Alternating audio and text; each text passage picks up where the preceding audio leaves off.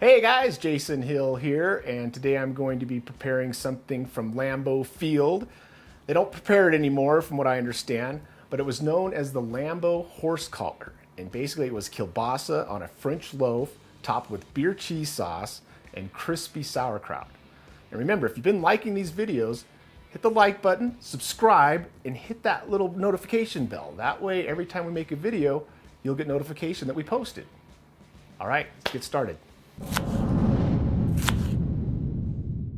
Okay, first thing we want to do is get the bread prepped, and this is just a 11-ounce roll of that store-bought bread in a tube, and you're just going to want to take it on your greased cookie sheet, form it as a collar, and you want to try and match it up to the same length as your kielbasa is. I think ours is a 16-inch, which is a 12-ounce weight, and it's going to be serving 2 people, 2 hungry people.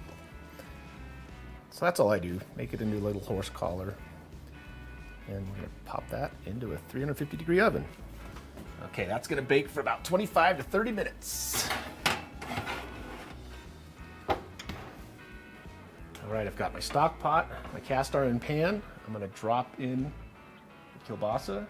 It's on medium low, and it's pre-cooked, and you don't wanna really cook this one too much. You just want it to heat through so the casing doesn't burst. Okay, so we're going to put in a cup of Wisconsin Pale Ale, or whatever your favorite Wisconsin beer is, followed by a half teaspoon of my garlic shallot puree, then 1 cup of heavy cream,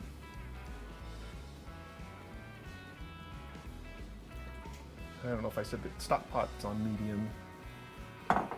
Just want to bring this to a simmer. We don't want it to boil over, so you don't want to walk away from this, because you know how once cream or milk starts to boil, it'll boil over on you. After that, we're going to add a tablespoon of Worcestershire sauce and a tablespoon of your favorite hot sauce. Just keep whisking that until it starts to simmer.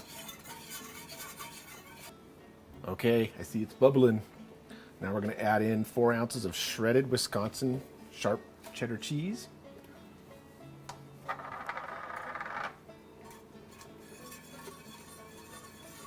And then 12 ounces of cubed processed cheese, such as Velveeta. Gotta drop that in easy, I don't want to splatter.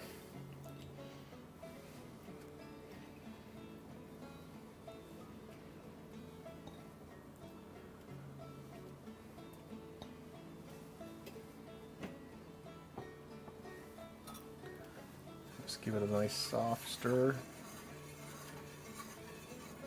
Watch that melt down. Okay, the cheese is completely melted down. I'm not too happy with the consistency. It's a little watery still, so I'm going to add some more of the Velveeta, and that'll make it a complete pound block. Let's see if that helps thicken it up. I'm trying to keep it simple. I don't want to try and come up with a roux or anything like that. Okay, that's looking better. I'm just gonna cut the heat, put the lid on, and it'll thicken up as it sits. Okay, the cheese is done. Let's flip the kielbasa. That'll go for another 5 minutes or so. All right, the cheese sauce is done. The kielbasa is almost done. The bread's done. Everything's coming together perfectly. Let's pull out the bread.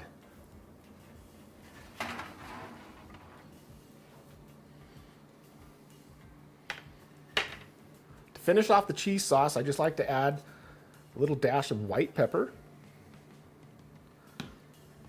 1/4 teaspoon of cayenne pepper, and then a pinch of salt,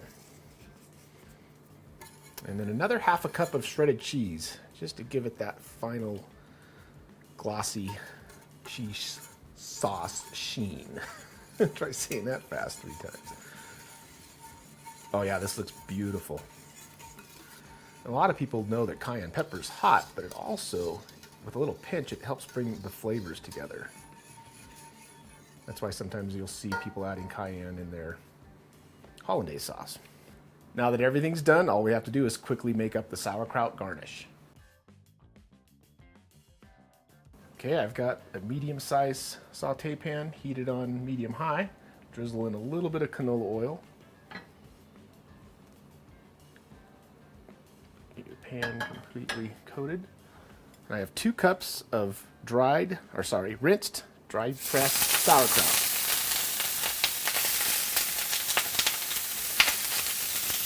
And once you get it in the pan, you kind of want to make it into like a even, flat hash brown. All right, after about 5 minutes, I'm going to go in there and give them a little flip. And just keep flipping them until they get crispy all the way around. Okay, this took about 10, 15 minutes, but I definitely wanted it dried and crispy. And you can even maybe pop a layer of this on a sheet pan and put it in your broiler. That might be another trick. Never really dealt with crispy sauerkraut before, but it smells and looks delicious. Okay, we are done and ready to plate up and take a bite of this bad boy. Okay, you're gonna take a bread knife, you're gonna go down the center, about 1.5 inches deep or so. And then you're just gonna wanna open it up a little bit. It's not opening up like I wanted it to, but you get the point. So at this point, if you want to add some Dijon or brown mustard, or you don't even have to, but I'm going to put in a little bit. A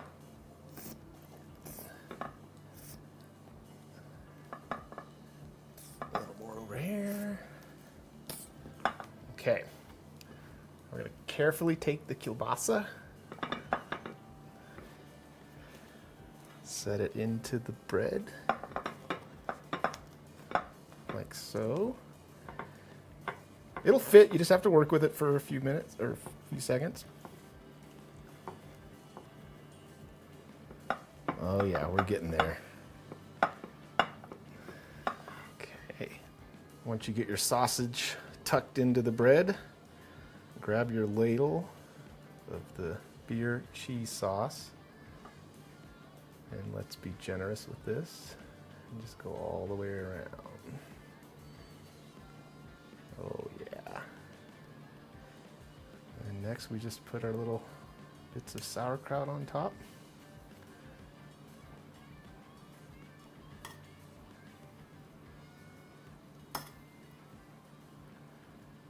Oh my goodness.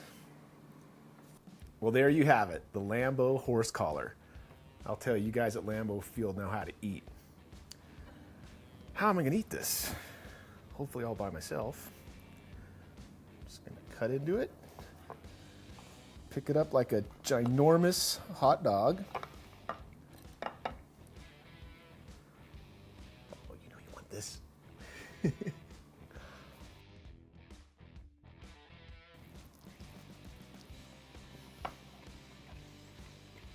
Messy and delicious. You guys got to give this recipe a try. It's something fun and different, super good, easy, and delicious. Don't forget to like, subscribe, hit that bell so you're notified when we make a new video. And as always, guys, I appreciate it for you tuning in.